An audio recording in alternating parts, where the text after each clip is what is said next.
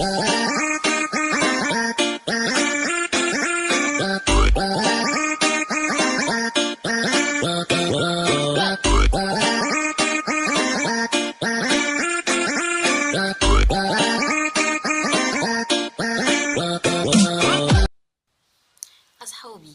فيديو جديد في ليدي مرمر.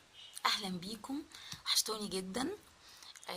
معادنا فيديو النهاردة مع فكرة جديدة، وهي لو بتنقلي من شقة لشقة وفي تجهيزات كده وترتيبات وترتيب أولويات لازم تبقي عارفاها علشان ما تتدربكيش وما بيبقاش الموضوع صعب عليكي. بصوا بقى، قبل ما اقول لكم حاجه، هو الفيديو ده كانت طالباه صاحبتنا معانا في القناه ندى اشرف. هي بتدخل باكونت اسمه ندى اشرف، وهي بتنقل من شقه لشقه، وكانت عايزه يعني تستفيد من تجربتي في الموضوع ده. فانا بقول لها يا ندى اهو، انا مش ناسياكي ومش متاخره عليكي، معلش اتاخرت شويه بس عشان انت عارفه بقى زحمه الحياه والدنيا وكده، بس يعني كنت في بالي وجهزت لك الفيديو، يا رب النهارده اقدم لك معلومه تفيدك.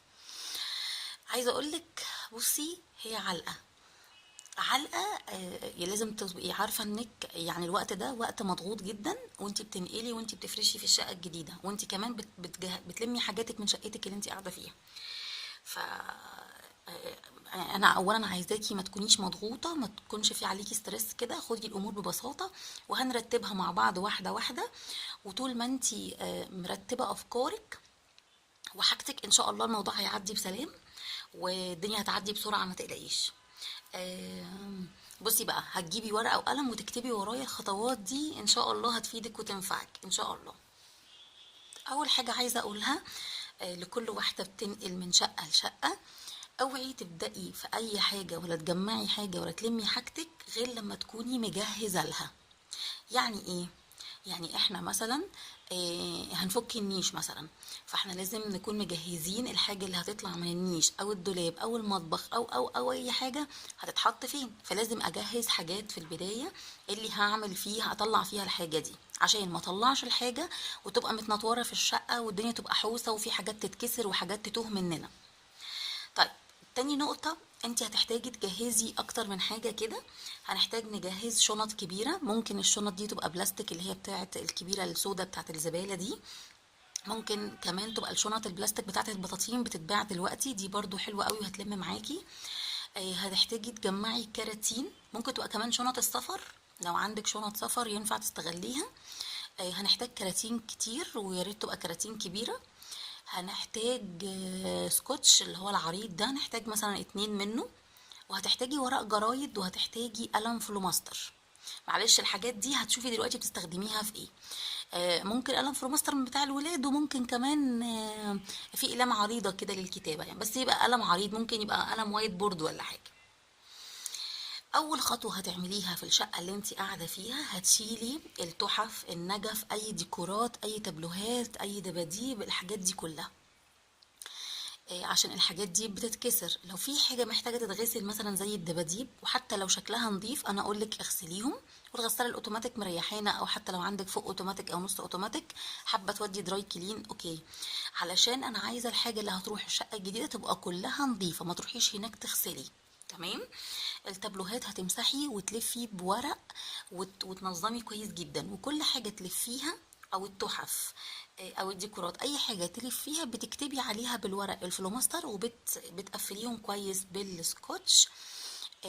علشان تبقي عارفه ده ايه، لان لما تجمعي بقيت حاجه الشقه كلها هتلاقي الحاجه كتير جدا وهتنسي ده كان ايه وانتي كنتي لفاه ازاي وكده، فكل حاجه تكتبي عليها. تاني حاجه هتبتدي تشيليها هي السجاد، الستاير والمفارش. السجاد لو في حاجات هتاخديها معاكي الشقه الجديده يبقى توديهم، او انصحك السجاد ينزل دراي كلين عشان نخف من ضغط الشغل اللي علينا شويه. والستاير كمان لو في حاجه هتنفع تستخدميها هناك في الشقه الجديده، يبقى برضو تتغسل وتتكوى وتتطبق وتتشال. لو في حاجات زي كده مثلا ينفع تعمل لها اعاده تدوير، يعني مثلا مساحات الستاير بتختلف من مكان للتاني، لو في حاجه ينفع تقصيها او تعملي منها مفارش او كده اوكي. لو الحاجات دي انت قررتي توديها مكان معين او لحد معين، برضو اغسليها ونضفيها، ومن فضلك اعملي ده دلوقتي. المفارش كمان بتاعت السفرة، بتاعت الترابيزات، بتاعت الأوض، بتاعت أي حاجة، ده كمان لو هتستخدميه يتغسل ويتكوى ويتشال. بعد كده هتلمي البطاطين للحفة. لو احنا مثلا في موسم غير الموسم، يعني انت مش بتستخدميهم مثلا في الوقت اللي هتنقلي فيه، والحاجات دي متشالة اكيد متشالة نظيفة، تمام، يبقى دي بند وخلصنا منه. لو انت بتستخدميهم دلوقتي هيتغسلوا ويتعطروا ويتلفوا كويس وبرضو يبقوا جاهزين للنقلان. عايزه اقول لك زي ما قلت لك، في نقطه اللي هتاخديه معاكي يبقى من فضلك اغسليه واكويه. الحاجات اللي هتتعمل يعني احنا مبدئيا هنغسل كل حاجه وبعدين نفرز. بعد ما غسلنا وكوينا اللي هناخده معانا خلاص هتحطيه في مكان معين او في اكياس معينه. آم، وانصحك المفارش والستاير والحاجات دي تحطيها في شنط السفر، دي افضل حاجه ممكن تحافظ عليهم غير الاكياس وغير الكراتين كمان. لو في حاجة زي ما قلت لك هتعمليها إعادة تدوير، اوكي جو اون يلا واعمليها من دلوقتي. لو في حاجة هتديها لحد يلا اتحركي. بعد كده هنتجه لمرحلة النيش، والنيش ده برضو مرحلة مش سهلة، خدي بالك ده مليان حاجات. النيش وكله تفاصيل وحاجات بتتكسر. فهنعمل ايه؟ هتفضي نفسك للنيش يوم كامل، مش هتعملي معاه حاجة. هتجيبي طبقين كبار فيهم مية، طبق فيه مية بصابون سائل وطبق نقطة صغيرة جدا، احنا مش عايزة صابون كتير، نقطة صغيرة جدا، وطبق فيه مية نظيفة. وهتجيبي بقى فوط كتير او حتى ملاية مثلا قديمة عندك تفرشيها على السفرة. وهنطلعي من النيش بتاعك رف رف. الرف الاولاني هتطلعيه كله وتحطيه في المية اللي بصابون، تمام، انت بتسحبي من الرف وتحطي في المية بصابون. خلصتي الرف خلاص هتقفلي باب النيش وهتغسلي بايدك كده، مش لازم بسبونشة ولا حاجة. هتنزلي بس اي تراب في الكريستالات او في الكوبايات او الاطباق او اي حاجة انت مطلعاها من النيش، وتصفيه من الصابون كويس، وبعدين تحطيه في المية النظيفة تشطفيه كويس وتطلعي على الملاية اللي احنا حاطينها على السفرة، تمام. على ما تخلصي اخر حاجة انتي مطلعاها من المية هتكون اول حاجة نشفت. تكوني مجهزة كراتين كبيرة، حاجة النيش تتحط في كراتين، وورق جرانين زي ما قلتلك. هتبتدي تلفي حتة حتة في ورق جرانين، انتي هتحتاجي ورق جرانين كتير، فتبتدي تجمعي له بقى او تاخدي من حد، واللي انا عارفاه دلوقتي انه بيتباع. يعني انا شخصيا اشتريت ورق جرانين، مش عارفه بيتباع الكيلو ب5 جنيه او حاجه كده. هتاخدي رف رف زي ما قلتلك وتلفي حته حته من النيش اللي غسلناها ونضفناها، وتلفيها في ورق جرانين وتحطي جوه الكراتين، تمام. بعد ما بتخلصي كرتونه كرتونه بتتاكدي انها مقفوله من تحت كويس قوي قبل ما تحطي فيها حاجه، وكمان تكون نضيفه، خدي بالك. لو في الكرتونه فيها حاجه مش عايزين اي حاجه لا قدر الله تتنقل للشقه الجديده. بعد ما تخلصي بتستكيها كويس وتقفليها بالسكوتش وبتكتبي عليه قابل للكسر، تمام. وتكتبي تحطي ما بين قوسين كده نيش، تكتبي نيش علشان هقولك هنعمل فيه الحاجات دي ايه دلوقتي. بعد كده بعد ما تخلصي النيش كله خلاص خلصتي اول رف، بعد كده لقيتي نفسك قادره تعملي النهارده ارجعي لتاني رف، لكن اوعي تطلعي حاجه النيش كلها مره واحده، ده عايزه اقولك كسرة وسط وصعب جدا وفي شغل كتير، وهتلاقي نفسك طلعتي كل حاجه ونفسك تريحي ومش عارفه، وبرده حاجات خطر عشان الولاد بتتكسر، فرف رف افضل حاجه. بعد كده هنتجه بقى للدواليب. دولاب اوضه النوم بتاعتك او دواليب الاطفال. هتطلعي عكس الموسم، احنا في الصيف هتطلعي الشتوي، طبعا هو متشال نضيف ومتعطر وكل حاجه. تبتدي تشيلي بقى في الاكياس بتاعتك او في الشنط او اي حاجه انت مجهزاها، وهكذا حاجه الولاد. ولو احنا يعني تطلعي عكس الموسم على طول، تمام، لان الحاجات دي احنا مش بنلبسها دلوقتي فنخلص منها على طول. وبرضو تكتبي على الاكياس دي بورقة او بسكوتش او باي حاجة الحاجات بتاعتها، مثلا هدوم الولاد، اوضة النوم، تمام. عايزة اقولك وانتي بتطلعي هدومك وهدوم الولاد افرزي الحاجات بتاعتك، يعني اللي صغر على الولاد انتي مش محتاجاه ما تاخديهوش معاكي. لو الحاجات مثلا موضتها ادمت وانتي مش هتتلبس تاني سواء لزوجك او ليكي او للولاد، برضو اعملي كده، تكوني حاطه دايما جنبك حاجه تاني شبه اللي بتحطي فيها لو هتطلعي ده لله او توديه في مكان معين او هنستغله في حاجات تانية. دلوقتي احنا مش عايزين ناخد كراكيب معانا في الشقه الجديده، كفايه الحاجات يعني اللي هتتفرش هناك. واولا مش عايزين كراكيب، ثانيا بتعمل مجهود كبير جدا، والكراكيب بتعمل طاقه سلبيه وتسحم المكان بشكل وحش قوي. بعد كده هندخل على المطبخ. المطبخ بتاعنا هتجيبي كرتونة كبيرة وتسميها كرتونة الرفايع، تمام. هتحطي فيها كل الرفايع بتاعة المطبخ، يعني مثلا المغارف، الحاجات الرفيعة بتاعة المطبخ، المقاور، السكاكين، الحاجات دي كلها، وتكتبي عليها رفايع مطبخ. كل حاجة تكتبي عليها زي ما اتفقنا.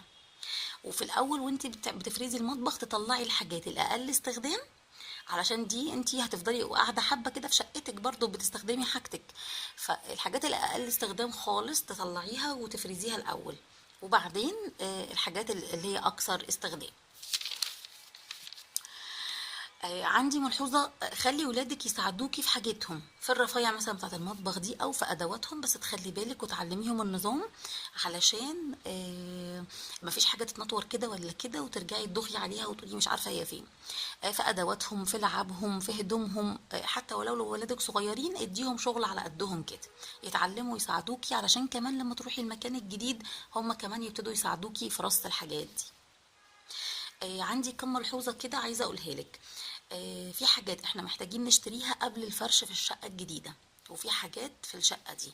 طيب في الشقة اللي انت قاعدة فيها دلوقتي لو في أي حشرات في المطبخ، لازم الأدوات دي تترش كويس قبل ما تعمليها، علشان ما ناخدش أي حاجة معانا للشقة الجديدة. تمام. فمثلا بيبقى مثلا لو في صراصير او نمله او حاجه، الصراصير دي حتى لو ما فيش بيبقى فيه البيض بتاعها ده، لو اتنقل مع اي ادوات يعني لا قدر الله الشقه الجديده برضو هتتبهدل. فانا انصحك تكوني مجهزه ايه.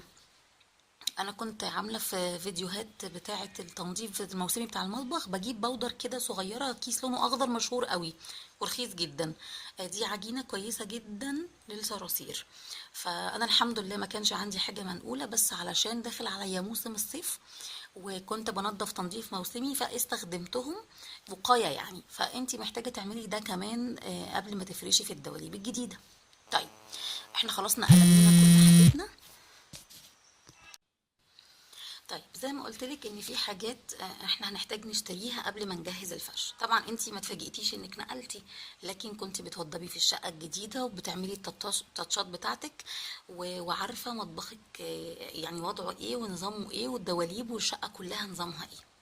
فمثلا انتي لو شايفه ان مطبخك هيحتاج مفارش، تمام، للدواليب بتاعته، فاشتريها قبل ما تنقلي وقبل ما تروحي للشقه الجديده. ما تستنيش نفسك لما تروحي تبداي تفرشي تكتشفي انك عايزه مفارش، فعايزه تنزلي تجيبيها. الحاجات دي الصغيره دي بتعمل دربكه وبتربكك وبتخليكي تعملي حاجه تستغني عن حاجات. فليه كل ده؟ جهزي حاجتك، انت شايفه المطبخ وانت بتعمليه او والفني بيعملهولك، فعارفه انك محتاجه مفارش. وهكذا كمان دواليب اوض النوم، شايفه محتاجه مفارش، لو عندك خير وبركه اغسلي وفرشي جديد، ما عندكيش وحابه تفرشي حاجات جديده اوكي.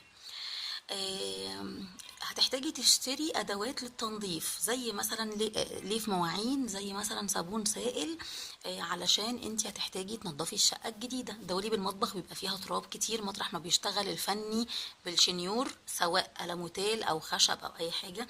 كمان الحمام بيبقى متبهدل. الحمام كمان مطرح الصنايعيه والفنيين بيحتاج السيراميك بتاعه يتنظف. زائد كمان أرضية الشقة بتبقى فيها بودرة ناعمة كده مطرح الدهانات ومطرح الصنايعية كلها، لازم تتنضف كويس. فانت محتاجة ليف مواعين، الحاجات دي جهزيها. اللي انا بقوله لك ده على فكرة انا عملته قبلك وريحني كتير، ما جيتش وانا بفرش اتفاجئت يا نهار ابيض ده انا عايزة صابون سائل اشتغل فيه. لا، حتى لو عندك بتاع الاستخدام الشخصي اشتري ازازة للتنظيف يعني. وهكذا ليف مواعين اشتري 3 4 مش هيخسروا يعني. الحاجات اللي احنا طلعناها بتاعت الولاد، الهدوم اللي قلنا صغرت او مش محتاجينها او موضتها اتغيرت، ايا كان السبب اللي هم مش هيلبسوه عشان. في حاجات بتبقى قطن ما ينفعش اطلعها لحد، بتبقى مثلا فيها بقعه فيها قطع ولا حاجه، انا عايزه اقمشه قطن كتير تجمعيها على قد ما تقدري، تيشرتات، فانلات، شورتات، اي حاجات قطن، عشان دول كمان هينفعوكي وانتي بتنضفي. انا عايزه اقولك هتستخدميهم في مسح الارضيات كمان، بعد ما تمسحيها بالميه وتظبطيها هتحتاجي تاكدي عليهم. المطبخ كمان بعد ما تنضفي وتغسليه وتغسلي دواليبه هتحتاجي تاكدي، وهكذا الحمام. كل ده هتحتاجي حاجات كتير، لان مش هيبقى فيه وقت تغسلي وتنشري. لا، احنا عايزين نجمع من دول على قد ما تقدري حاجات كتير، عشان بمجرد ما تخلصي شقتك وتفرشيها نجمعهم في كيس للزباله ويترموا على طول، مش محتاجينهم في حاجه تاني. عايزه اقول لك الادوات التنظيف بتاعتك اللي في البيت اللي بتستخدميها حاليا هي المكنسه والجاروف والمساحه والحاجات دي كلها. الحاجات دي هتشتري غيرهم تاني.